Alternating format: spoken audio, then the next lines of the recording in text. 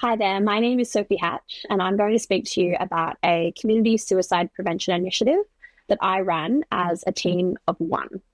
I'm going to run you through some of the challenges I faced, as well as the successes and what I learned from the experience. And the big key takeaway that I had was that in suicide prevention, sometimes we have to think outside the box. So, when I was wanting to apply for the grassroots community grant with Roses in the Ocean, I was considering what it was that I wanted to do as my suicide prevention initiative. The reality is, a lot of suicides and suicide attempts do happen in private. And of course, there is so much that we can and should do to prevent these and to relieve distress. But what I started thinking about were the suicides and the suicide attempts that happen in public, and how we really do have even more power as people and as a community to prevent these suicides, to support people because of the public nature of this.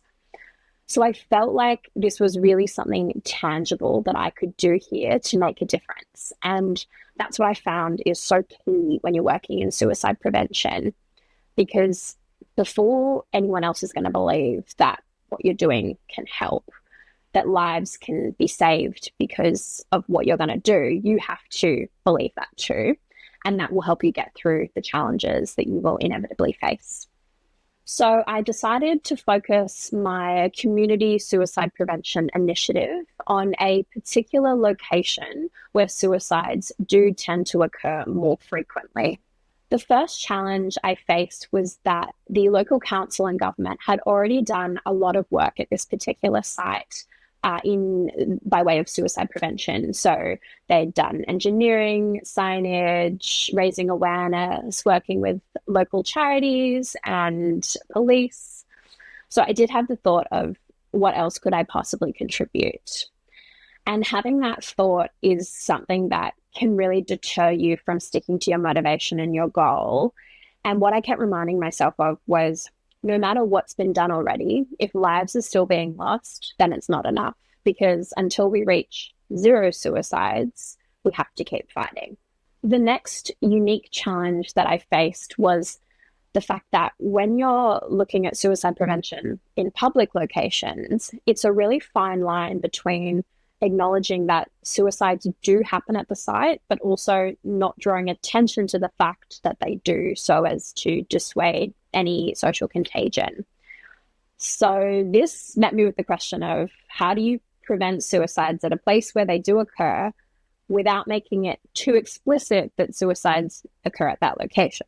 So this is why I had to think outside the box. And where I landed? Yoga. So obviously the physical and mental health benefits of yoga are widely known. But what I really wanted to focus on was bringing people together at a location where there has been a lot of suffering to do something completely different, like yoga, breathe new life into the space at a time in the early mornings and the evenings when the space is also typically more quiet. Let's increase the foot traffic. Let's encourage people to come, and let's give the community an action they can take to work towards suicide prevention, but at the same time, doing something that's actually really beneficial for them.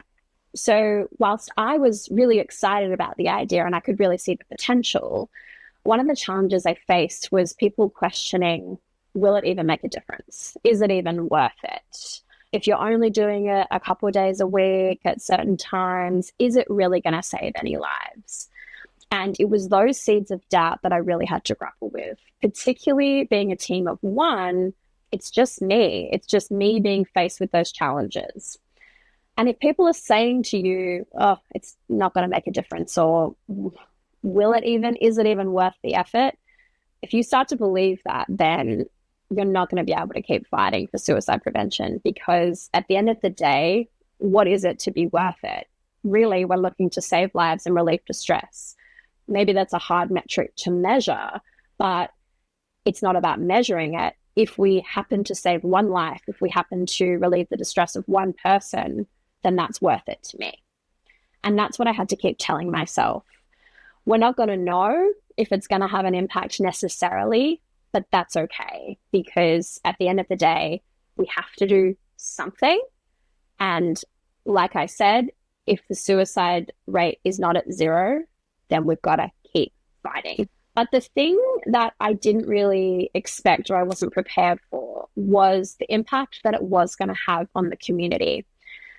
So, whilst we couldn't measure the metric of how many lives were saved, if any, but what I could measure and what I could see was what it was doing to the people that lived in that area or the people that traveled to come and attend these classes. What I learned is that people want to help. People want to do something. They just need to feel empowered and they need to be given the tools and the forum to do so. So people that live in that area are faced with the beauty and the sadness of that particular location all the time. And what I was hearing from them as they were attending the classes was finally there's something. Finally, I can come here and feel like I'm making an impact. I can come here and feel different. And I think that was really, really heartening. And that encouraged me that what we were doing was making a difference, regardless of the statistics that perhaps we were never going to know. People will often feel powerless, particularly with something like suicide prevention that can seem like such an insurmountable thing to work towards.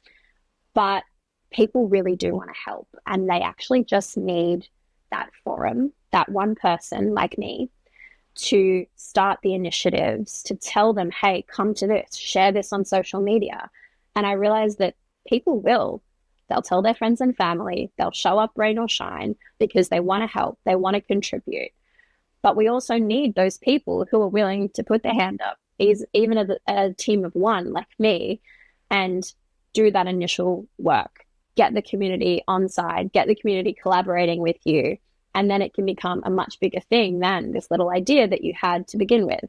So our yoga initiative was immensely successful, and it actually went on to receive another round of funding to then continue for longer.